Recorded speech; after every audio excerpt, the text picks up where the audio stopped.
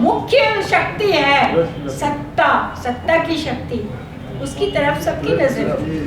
और उसमें वो कोई भी, चाहे धर्म हो, चाहे ईमान हो, चाहे इंसानियत हो, किसी भी बाधा को वो अपने रास्ते में नहीं आने देना चाहते थे। उन्हें सत्ता चाहिए थी। सत्ता मतलब वर्चस्व। एक आपको मैं बहुत इंटरेस्टिंग घटना बताती हूँ। इन्होंने केपी भाई ने कहा कि मैं एक नई किताब लिख रही हूँ, उसके सिलसिले में मैं जब शोध में लगी हुई थी तो मुझे एक बहुत इंटरेस्टिंग डॉक्यूमेंट मिला। वो डॉक्यूमेंट छपा हुआ है, वो श्यामा प्रसाद मुखर्जी के डायरी के पन्नों में है, लीव्स फ्रॉम अ डायरी। उनकी किताब लिखी हुई है और छपी हुई है। उस किताब में उन्होंने अपने जीवन की घटनाओं के बारे में उन्होंने लिखा है।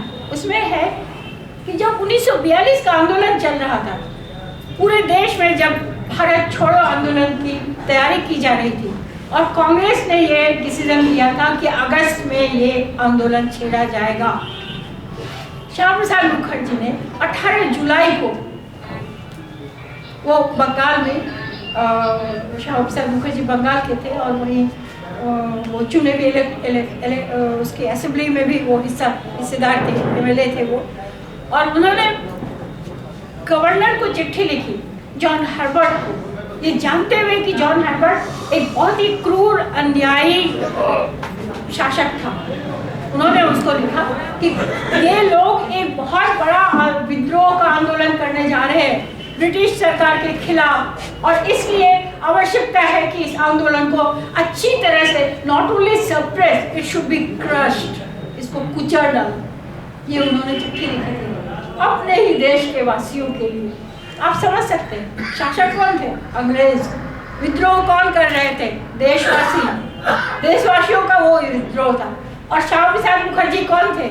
हिंदू महासभा के प्रमुख लीडर, नेता। उसी पार्टी से वो इलेक्शन भी जीतते थे और उस पार्टी में उनका बहुत ही प्रमुख स्थान था। ये उनका देशभक्ति का एक उदाहरण मैं आपको दे रही हूँ। सत्ता की राजनीति, फायदे की और प्रमुखता की। तो साथियों, इस घटना के तार दूर दूर तक जुड़े होने का एक प्रमाण हमें ये मिला कि 1950 में दिसंबर में जो पुणे में इनका कॉन्फ्रेंस हुआ हिंदू महासभा का, उसमें इन दोनों को, दिग्विजयनाथ को हिंदुस्तान में उनकी पार्टी का जनरल सेक्रेटरी बनाया गया और बीजी देशपांडे को वाइस प्रेसिडेंट बनाया गया। प्रेसिडेंट का पोस्ट ऑलमोस्ट ऑर्नामेंटल था, एन.बी. खरे को बनाया गया।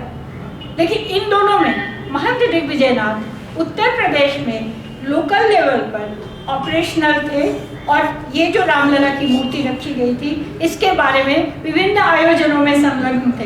इन्होंने कई पुस्तकें लिखी, उसमें चित्र दिए, उसमें फोटोग्राफ्स दिए। और बीजी देशपांडे जो थे उसको नेशनल लेवल पर ऑर्गेनाइज कर रहे थे। हमें ऐसे पत्रों का प्रमाण मिला है, ऐसी चिट्ठियाँ मिली हैं जिसमें वो कहते हैं कि 27 मार्च जो रामनवमी था उस साल 1950 के मार्च के 27 मार्च को रामनवमी था, उन्होंने निर्देश दिया महंत दिग्विजयनाथ से सलाह करके कि उसको हम राम जन्मभूमि दिवस बनाएंगे। राम जन्मभूमि दिवस, जिसका क्रेडिट किसको जाता है? सिर्फ एक ग्रुप को, और वो ग्रुप हिंदू महासभा और दक्षिणपंथी लोगों का। तो इसलिए अब इस घटना का हमने देखा कि लोकल लेवल पर अभिराम दास एक साधु थे, निर्वाणी अखाड़ा का वर्चस्व उनको अयोध्या में चाहिए था, इसलिए वो उसमें शामिल हुए। एडमिनिस्ट्रेशन उनको सपोर्ट कर रही थी, क्योंकि हम सब जानते हैं कि एडमिनिस्ट्रेशन को बाकी बैकडोर से किस किस चीज़ों की ज़रूरत होती है। जैसा आप बैठे हुए इस तरह के कितने केसेस हैंडल किए होंगे उन्होंने, और हम सभी सामाजिक कार्यकर्ता इन अन्यायों के खिलाफ लड़ते रहे। तो डिस्ट्रिक्ट एडमिनिस्ट्रेशन, फिर भी डिस्ट्रिक्ट एडमिनिस्ट्रेशन इतने सारे दायित्व तो नहीं ले सकती गलत कामों का, अनलेस कि उसको स्टेट पावर का सपोर्ट रहे। स्टेट पावर में कौन था? गोविंद वल्लभ पंत थे प्रांत के प्रमुख, मतलब उन दिनों चीफ मिनिस्टर को प्रधानमंत्री कहा जाता था। गोविंद वल्लभ पंत इस तरह की राजनीति को प्रमोट कर रहे थे, उत्साहित कर रहे थे, ताकि कांग्रेस में दक्षिण पंथ का प्रभाव बढ़े। साथियों, ये सब कुछ व्यक्तिगत गेन का भी एक किस्सा था।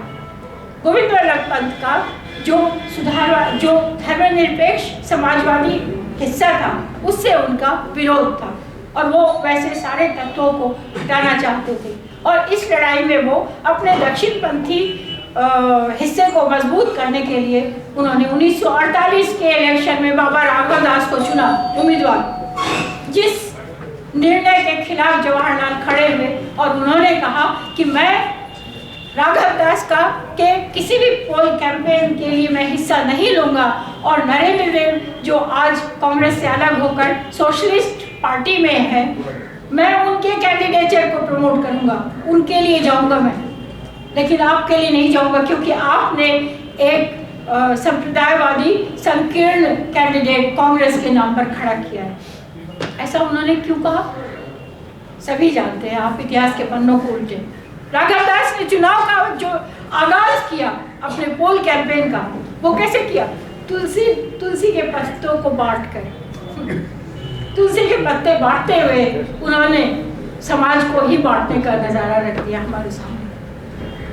बाबा राघव दास के बारे में आप इतिहास के पन्ने उल्टे तो और बहुत कुछ मालूम पड़ेगा। ये एक दुखद घटना थी कि नरेंद्र देव हार गए वहां से। अगर नहीं हारते, अगर वो जीतते तो शायद इतिहास थोड़ा सा बदलता। वातावरण जहरीला हो रहा था। इस इलेक्शन से उसका एक उदाहरण हमें मिलता है, लेकिन इसके पीछे और एक बात थी, और वो ये थी कि जब गांधी जी की हत्या हुई और सरकार ने इसकी तहकीकात करनी शुरू की, तो जिन आरोपियों तक उसके हाथ पहुंचे, उन आरोपियों में आरएसएस और हिंदू महासभा के लीडर्स का नाम था। ये सभी महेंद्र दिग्विजयनाथ, बीजी देशपांडे, ये लोग सभी जेल के अंदर रख दिए गए। आरएसएस को बैन कर दिया गया। हिंदू महासभा को पटेल ने ऑप्शन दिया कि तुम या तो अपने आप को कल्चरल ऑर्गेनाइजेशन बना दो या फिर तुम दरवाजा खोल दो सारे संप्रदायों को अपने साथ आने के लिए। इनमें से कोई भी बात इन्हें जचती नहीं थी, इन्होंने उससे इनकार कर दिया और उसी रास्ते पे चल पड़े जहाँ चल रहे थे वो, और हिंदू जनसंघ पार्टी राजनीतिक पार्टी के रूप में इनका चेहरा बनकर सामने आया। लेकिन गांधी हत्या के बाद और इन सब के जेल चले जाने के बाद, आरएसएस पर प्रतिबंध लगने के बाद, इन लोगों ने महसूस किया कि सिर्फ नारों से, सिर्फ रामलला की जगह बदलते रहने से, सिर्फ धार्मिक उन्माद के आधार पर देश की जनता का विश्वास नहीं जीता जा सकता। और यही हुआ। महाराष्ट्र उनका गढ़ था। उस महाराष्ट्र पर इन्होंने, महाराष्ट्र में जाकर जनता ने, वहाँ की जनता ने वहाँ वावेला मचा दिया। उन महासभा और आरएसएस के लीडर्स के घरों को जला दिया, उनको लिंच करके मारा, उनको महाराष्ट्र से उनकी जड़ें उखाड़ दी। ये थी हिंदुस्तान की जनता। और इसलिए अब उनको नए हेडक्वार्टर की जरूरत थी, नए गढ़ की, नए प्रभाव क्षेत्र की जरूरत थी, और इसलिए उन्होंने इसके लिए उत्तर प्रदेश को चुना। और उत्तर प्रदेश में प्रभाव केंद्र बनाने के लिए जो जगह उन्होंने चुनी, जो पहला कदम उन्होंने उठाया, वो कदम था यही टाइम बॉम्ब। रामलला को मजबूर करो कि कहीं और शिफ्ट करें।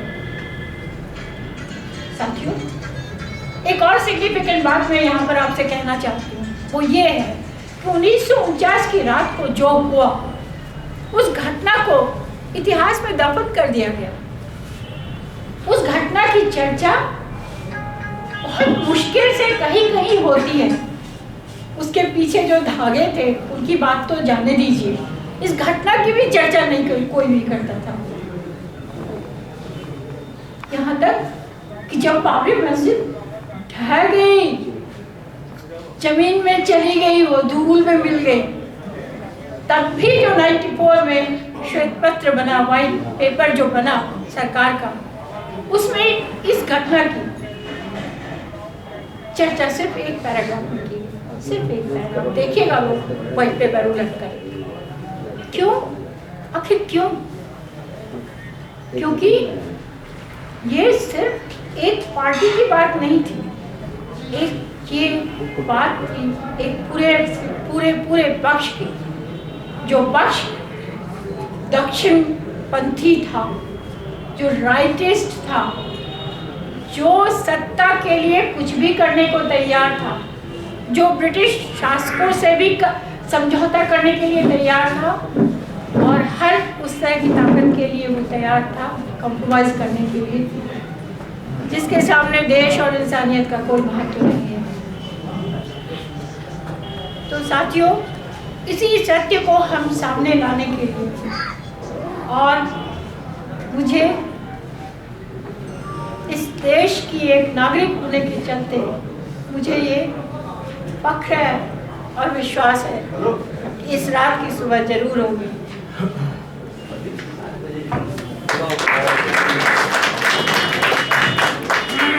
धन्यवाद।